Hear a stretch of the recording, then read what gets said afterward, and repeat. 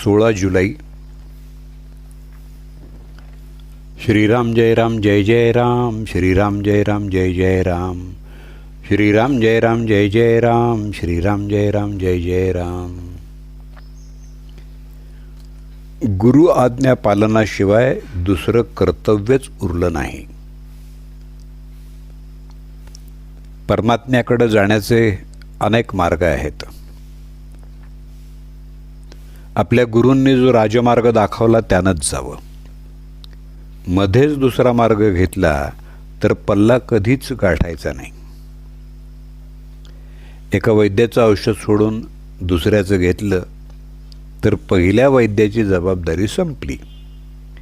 तरीही मी माझ्या माणसाला सोडत नाही ही गोष्ट निराळी. ज्या दिवशी मी तुम्हाला अनुग्रह देऊन आपला म्हटलं त्या दिवशीच सर्व प्रापंचिक आणि पारमार्थिक जबाबदारी गुरुवर सोपवून तुम्ही मोकळे झाला.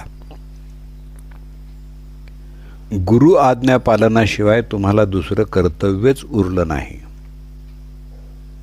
पण तुम्हाला असं वाटतं कुठं? विष हे आमटीत घातलं काय किंवा भाजीत घातलं काय, दोन्ही त्याज्यच. त्याप्रमाणे अभिमान व्यवहारात असला काय किंवा पारमार्थिक साधनात असला काय, दोन्ही त्याज्यच. मी कोण हे आधी जाणलं पाहिजे. परमात्मा कोण ते मग आपोआपच कळेल. दोघांचंही स्वरूप एकच आहे, म्हणजे दोघंही एकच आहेत. परमात्मा निर्गुण आहे आणि तो जाणण्यासाठी आपणही निर्गुण असायला पाहिजे. म्हणून आपण देहबुद्धी सोडली पाहिजे. कोणतीही गोष्ट आपण जाणतो म्हणजे आपल्याला त्या वस्तूशी तदाकार व्हावं लागतं. त्याखेरीज जाणणंच होत नाही.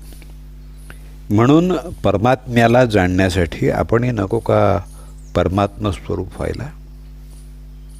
यालाच साधू होऊन साधूस ओळखणे किंवा शिवो भूत्वा शिवम यजेत असं म्हणतात. आता कोणत्याही वस्तूचा आकार आपल्याला प्राप्त होण्यासाठी आपल्याजवळ तत्सदृश्य असे संस्कार पाहिजेत.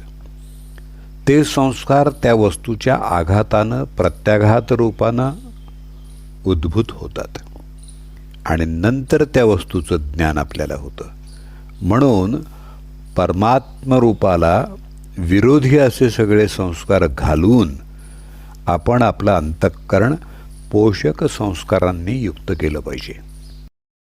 जर आपण साधन करून निष्पाप होऊ शकलो तर आपल्याला जगात पाप दिसणं शक्य नाही.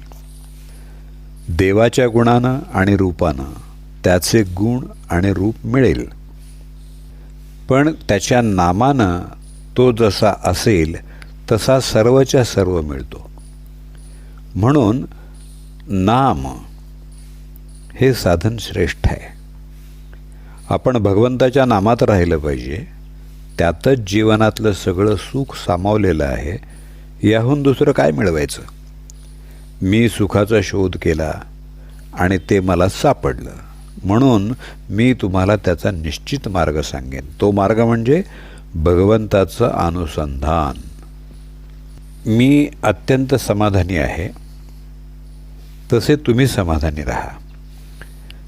जे मी सुरुवातीला सांगितलं तेच मी शेवटी सांगतो. तुम्ही कसेही असा, पण भगवंताच्या नामाला सोडू नका. अंतःकाळी अगदी शेवटी सुटणारी वस्तू म्हणजे भगवंताचं नाम पाहिजे. नामात शेवटचा श्वास गेला पाहिजे. याहून दुसरं काय मिळवायचं? आपल्याकडून होईल तेवढं नाम घ्यावं, न होईल त्याचा राम कैवारी आहे. जानकी जीवन स्मरण जय जय राम.